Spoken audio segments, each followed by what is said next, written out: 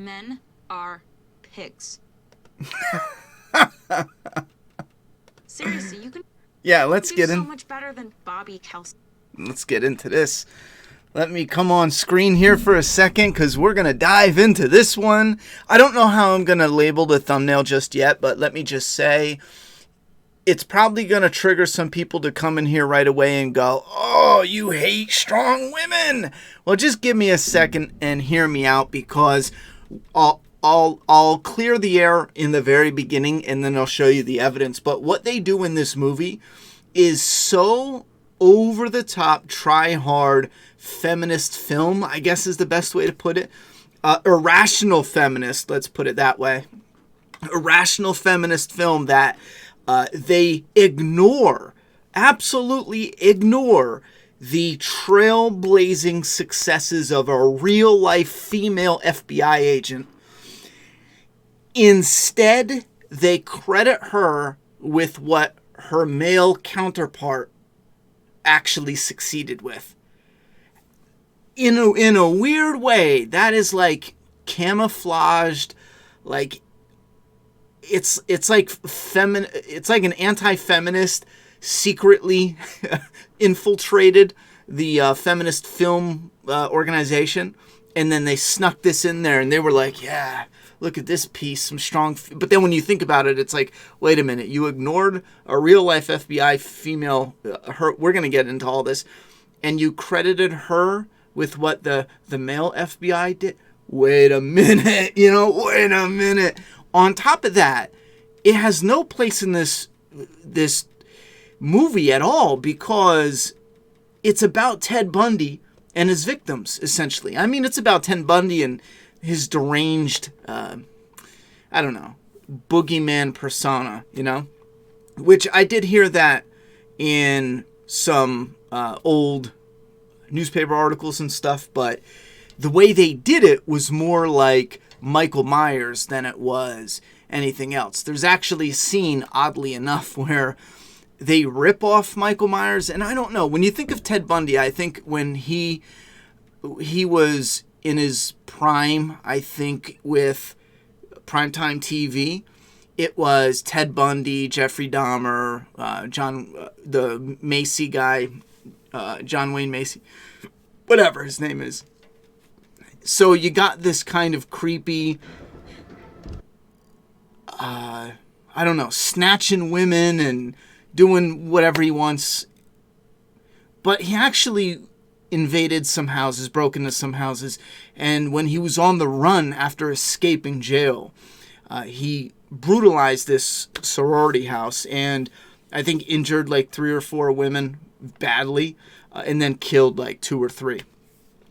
Very different than, that's more of, I agree, it's more along the lines of Michael Myers than what you would think when you think of Ted Bundy snatching a woman off the street, using an injured arm to let her guard down, and then doing what he wants in a perverse way, and then killing her and dumping her body.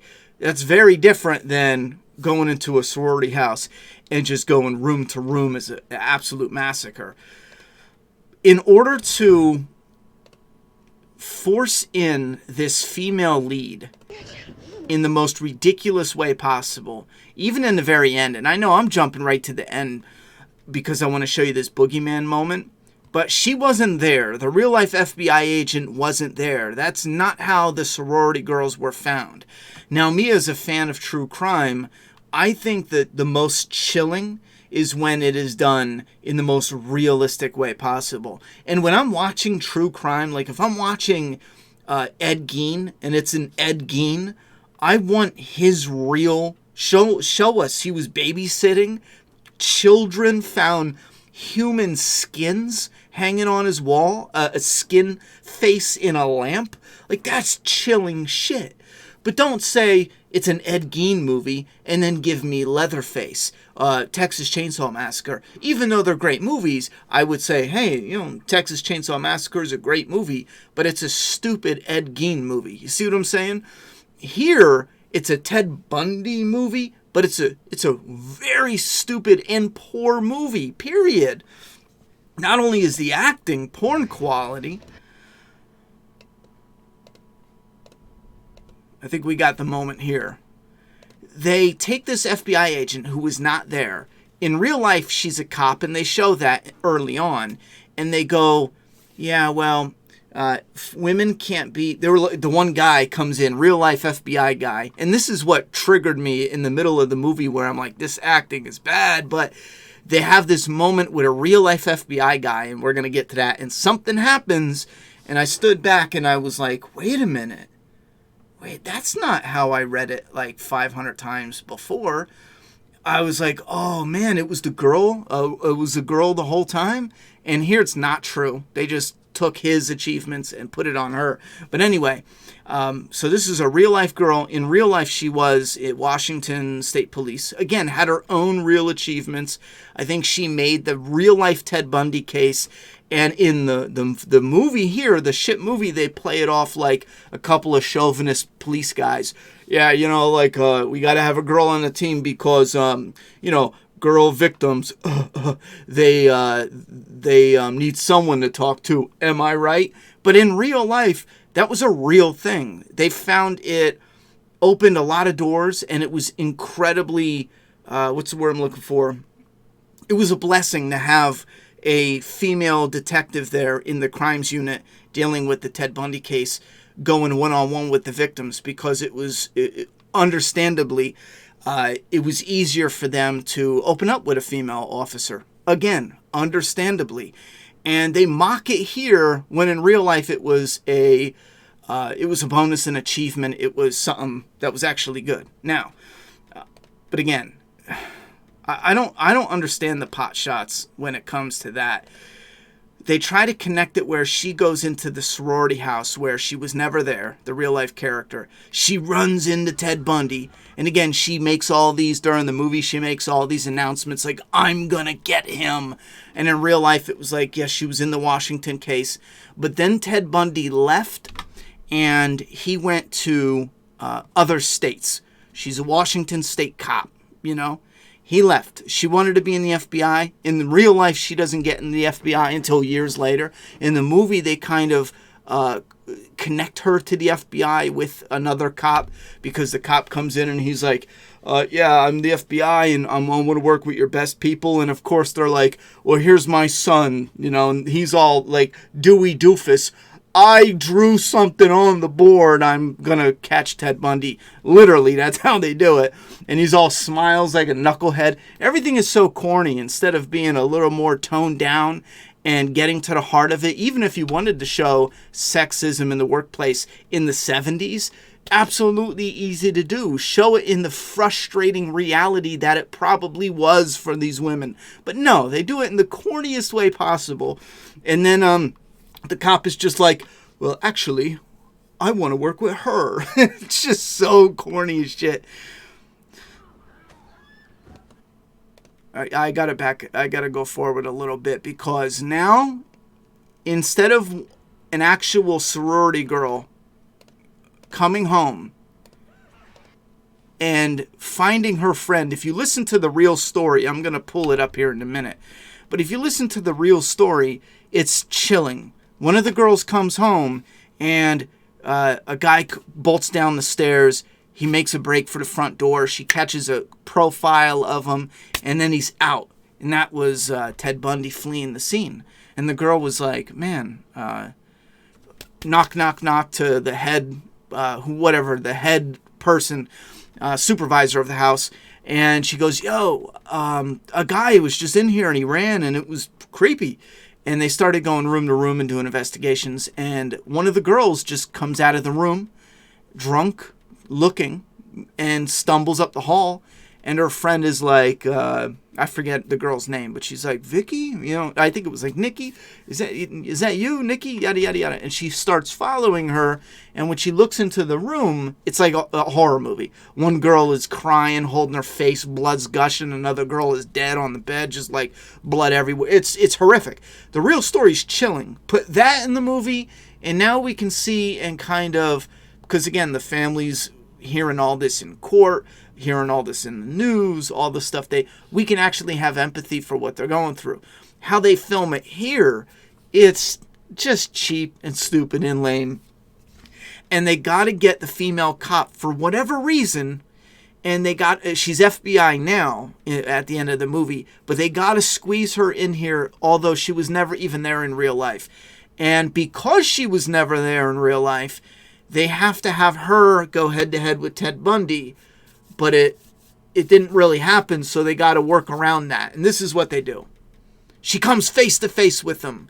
What does this powerful, strong female lead do? Shoots blindly at a dresser because he's not really there. I mean, what are we doing, man?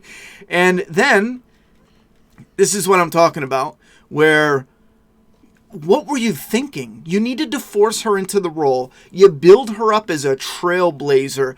The first female in Washington as a lead investigator or whatever in the sex crime unit.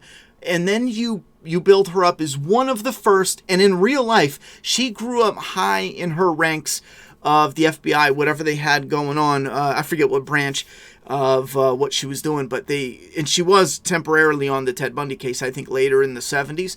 But they built her up. In real life, she grew her own successes. But in the movie, she's just out of her mind shooting at a dresser because she's so, scared, eager to catch him? Is he the boogeyman? Are you trying to say he was there, but now he's not? It is so dumb. The victims are crying all over, bleeding all over. She helps none of them. She oh, wow, and then walks on by. One's spurting blood out of her neck, falling on the ground, and they have this strong female lead, doesn't take her scarf off and, tie off the wound. She's like, oh, suffering women. I wasn't really here in real life, so I can't actually touch anything. That's not how it is, but that's how it seems, because she don't do shit. She just stands here with her gun looking astonished that she shot a dresser that looked like Ted Bundy. Maybe that was it. Maybe she got confused because she saw the dresser and it really looked like Ted Bundy's mugshot, because that's as close as she's gotten this whole time. And then here it is. The Boogeyman. Now, if this looks familiar, it's because they're ripping off this movie. Yeah, they're ripping off Michael Myers. You gotta be shitting me. Here's the Boogeyman. And I take that back. Actually, if I pull up, if you guys bear with me just a second to prove, I might have that wrong. Not only are they ripping off Michael Myers from Halloween Kills, but if you give me just a second, they're even ripping off this, which is even crazier.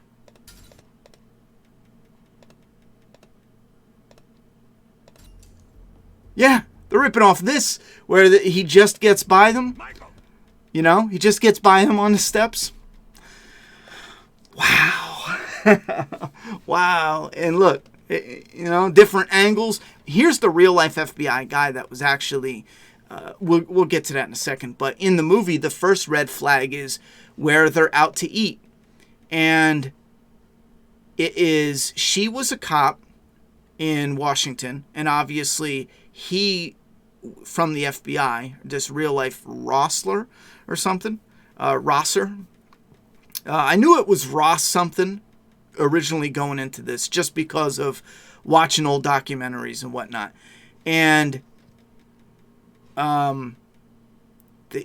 she's not FBI, but he is, but they go out to eat to talk a little bit about the case. And she's got terrible acting in this. I don't know what she is from. But another thing with Ted Bundy, while I'm finding the clip, I found the clip, but they don't show us how creepy it was. Us watching as if we're God, right? We're watching this play out. How creepy it was. Harmless looking Ted Bundy at the time. Handsome, harmless. He's wounded. He's got his arm in a sling, and he drops his keys in the movie.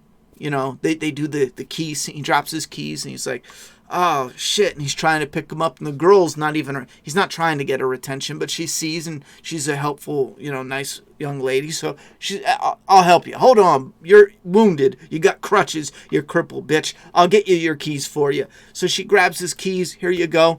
And instead of the movie showing how he was so methodical at letting their guard down and letting them feel comfortable with him. Maybe some of them got creeped out, but in certain instances, he was so slick with it. He would trick them, fool them, pretend he's a cop, do it in clever, oh, your car was broken into. And it wasn't until the very last moment that the girls realized, oh shit, I made a big mistake. In the movie, though, because they're incompetent directors, I'm going to blame the director because you're behind the camera. It would have been easy for you, even if the writer wrote it a different way, it would have been easy for you as the director to go, okay, you know what, we're going to film it this way. Stop being so creepy, Ted Bundy actor, but instead do it this, yada, yada, yada. Because the guy is all like, oh, thank you. She helps him get his keys. And he's all like, ching, oh no. I dropped him again. Oh no. Kicks him under the car. They went under the car, bitch. It's like, he don't say that, but you can tell by his demeanor and the scene and how they're lingering on his face, it's supposed to be creepy because they suck at building natural organic tension. So what they do is they want to overdose the scene in clear tension. And it's just horrible. I think it is great filmmaking 101 of what not to do. Anyhow, you have this scene where they're going out to eat. She's a cop, and he's an FBI agent. Both of them are in real life people, and chances are this scene never ever happened with them out to eat. If it did, let me know. But this is absolutely fake. She is talking about what she calls these types of killers. With this huge cliffhanger, right? Yeah, the acting is so piss poor. Again. That's what they should be called. That's what they should be called. She calls them serial killers. Now this is the moment where, what are we? 26 minutes into the movie. I'm barely hanging on, and my ears perked. Actually, I lied. 15 minutes into the film, they make a comment and they go, I can't be in the FBI. The FBI is not hiring women.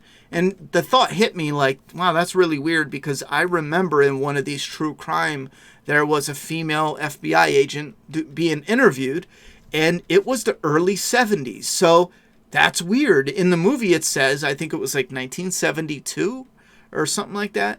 That FBI women weren't allowed into or 74, I'm sorry. It's 1974. Ted Bundy is making his rounds. He shows up and he said, yeah, you should be in the FBI. And she's like, well, yeah, they're not accepting women in 1974. And I was like, man, that's really weird because I could have remembered, and my brain works in weird ways.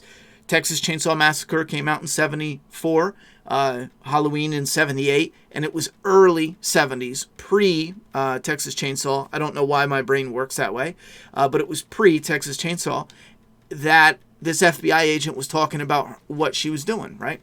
And I decided to Google it. I was like, well, when did women go into the FBI? Hey, when were female agents allowed in the FBI? 1972. So the movie also lies to us.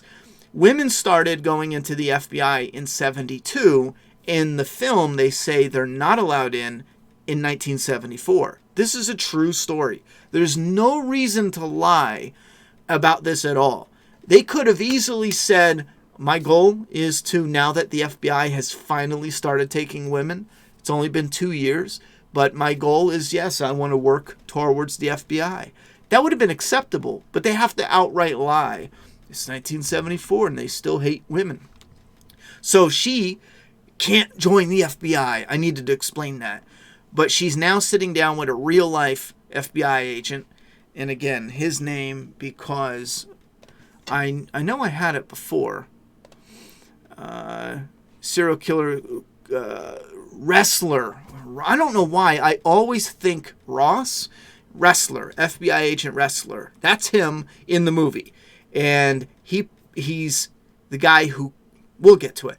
So she's like, we should call them Serial killers? serial killers. Why? Pray tell. Lead female, strong female character. And then her acting is just fucking torturous. Yeah, the old westerns. Like the old westerns? They always ended with this huge cliffhanger, right? You need to come back. This is probably not... I don't even know if the channel will get claimed because I'm playing clips long enough. So just trust me. Her acting is fucking torturous. But she's like, yeah, like the old serials on TV, blah, blah, blah.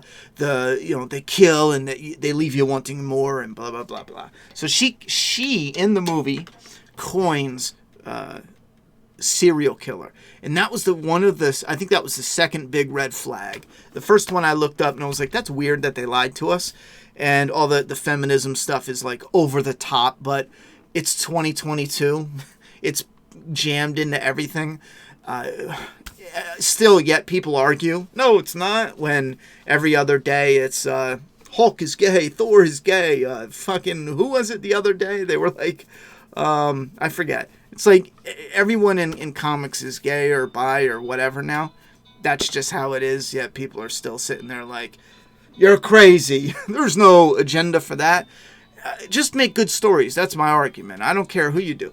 I still have a big giant poster of Ellie. She's gay as shit from The Last of Us. I don't give a shit. You can't pull that card with me. Not only is Ellie, but what's his name? Currently in The Walking Dead, Aaron, he's one of my favorites right now in existence. So what's your excuse there? The point, though, is doing shit like this. This is the guy, second big red flag, where I knew this Ross guy from the FBI, loosely, coined the term serial killer in the 70s, and this is the big deal. 70s and 80s had some really creepy and just, cases. Sure, we have some nowadays, absolutely. But back then was different, man. There was just something scarier about being out in the middle of nowhere. No phone, no communication, no connection. I mean, it's scary today, but imagine back then, everything was slower, To communicate, it was a lot slower. If you were late to pick up your kids to the baseball, like I'm a little bit late to pick up my kid, I don't give a shit. I mean, I'm sorry, but I'm not worried. I don't give a fuck about my kids. No, I mean, like, I'm not worried because I hit her up on her phone. Dad's a few minutes late. I can video call. Hey, how you doing? I'm on my way. And I could talk with her for 10 minutes when I'm going to pick her up if I'm a little bit late. I remember waiting an hour and a half one time where my mother forgot to pick us up and we were just sitting around and doing whatever. I think it was the basketball, baseball. It was like in a tiered playground area after school, and we just shot some hoops. It's very different now because you can bang, I'm running 10 minutes late. You can see that your kid is there. Back then it was like, oh my God, I am late. Your kid is going to sit there for 20 minutes and not know what's going on. You're not going to know if they're there waiting, if they left with friends, if they yada, yada, yada. So that's partially why I view the 70s and 80s with the serial killer stuff. Plus it was new with the mine hunters and all that. So the serial killer, the coinage of that label was a big deal, but I didn't remember all the facts. So I'm sitting back going, ooh, it was this girl, and I thought it was this Ross wrestler. I thought it was this Ross FBI. Wow, look at that. We, in our sexist existence, robbed a female from coining, one of the first FBI females from coining the term serial killer. And I Googled it because I was like, well, let's see. That had to create some controversy later on when she wrote a book or something. So, nope, it was him and some other dude. So, and the other guy doesn't even get much play. So it's not even like there's not much detail into the specifics. If there is, I would love to read about it. I tried looking up some stuff like when I was doing some research, just to let you know. just to run through this real quick, if you want to look up women in the FBI, it's 1972. There's a good spot of information about it and about going through the review process and everything else. So that information is cool. How did Ted Bundy get caught, if you want to double check, because that is pretty interesting. The dude escaped jail like 2 times. It was multiple different states. There was crazy shit going on. He would at first, he was very different. At first, he was on his way up, becoming successful, and then he just started snatching females, and then it was just a shit show at the end where he was just out and about hunting females down, especially his final few victims. It was just brutal. But if you want to read up about the FBI investigator who coined the term serial killer, there's a whole bunch of information about him here as well. As well as the girl. I want to mention the girl from the movie. Here's some more. Ted Bundy, a timeline of his twisted reign of terror. Look up some of this stuff. Here's her right here. Kathleen McChesney. Did I say that right? If you go over, she's a real person. She has real accomplishments. Many of them are overlooked, not omitted, replaced by the accomplishments of the men at the time. How is that not? Sure, maybe I'm not going to sit around and do weeks of research, but I've read a few different articles, and she definitely has a number of accomplishments. And I just don't understand, especially I'm using the coining the serial killer as like a big example.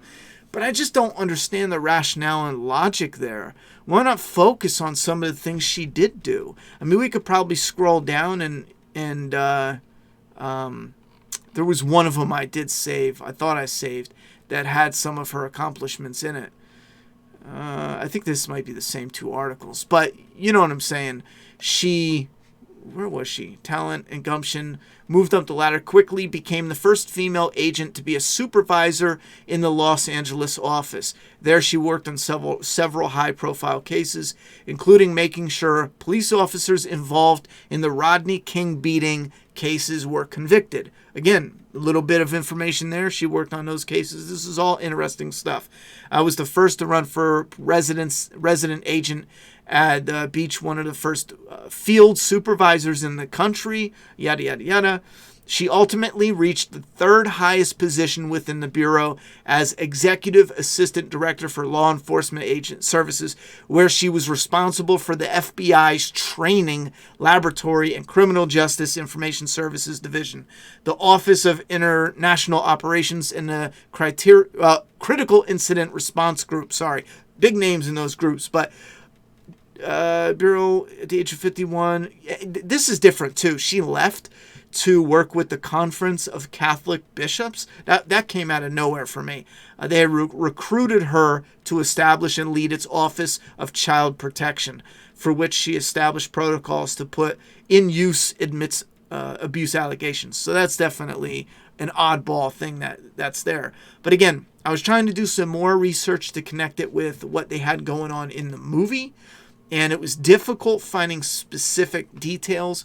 But I think she wrote a book, so if there's other specifics, like did she go out to eat with this dude? Was she friends with this dude and he helped her get into the FBI? Raped her. I think this is the moment where they have the character talking about why it's so important for her to catch Ted Bundy. And again, there's this miserable, weak, and pathetic connection between taking this real-life cop / FBI supervisor and making this thread that she was on the hunt in the beginning, and then she makes a connection with the victims, and then she's right there and catching Ted Bundy at the end. Oh, and we'll finish it with this. Because they can't completely get away. I should have gone to San Francisco and joined a cult, but yeah, the acting is just I can't even.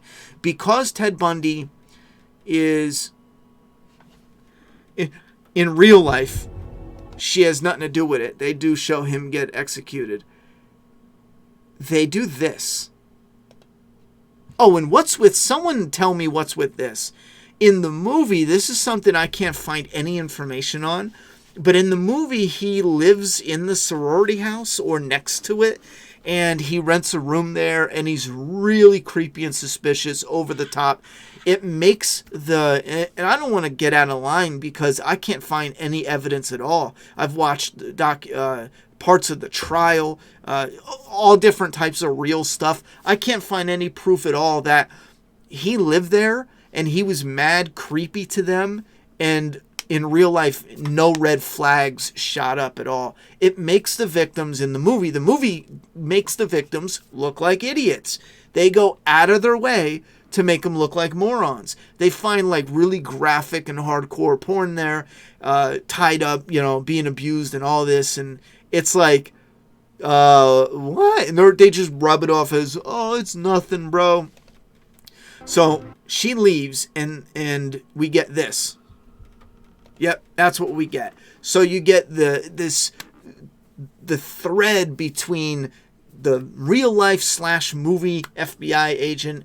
They poorly threaded her storyline throughout the Ted Bundy killings, only to have her shoot a dresser because she thought she was hallucinating Ted Bundy, and then it cuts to title cards, and then they just execute him. But she has shit to do with his capture. Nothing. If she has shit to do with his capture, why even use her as the thread if it wasn't for the simple purpose of they wanted to do this feminist dynamic? Again, I know some people are going to rail against it because every time we point out obvious feminism overdosing, and it's not hating against feminism. Some of the most important people in my life is a woman. Is female. I can't understand the idea that you would want to keep them back from working, hold them down in any aspects of life, whether it's their careers, personal lives, whether it's on an intellectual level. I know many women in my own life personally that I absolutely respect, appreciate, admire their opinion and their intellect. It's irrational to say because someone points out this is clearly overdosing in a ridiculous way. It's irrational to just go, oh, you just hate women, because we always get that. And it's like, we just want good movies. And this is over the top. Who's ever responsible for this? Never make another movie again. And do us all a favor, all right? Because you're the Ted Bundy of directing. How's that? And you traumatized all of us. Everyone who watched it is now a victim. Thank you very much. We're sending the cops after you, bro.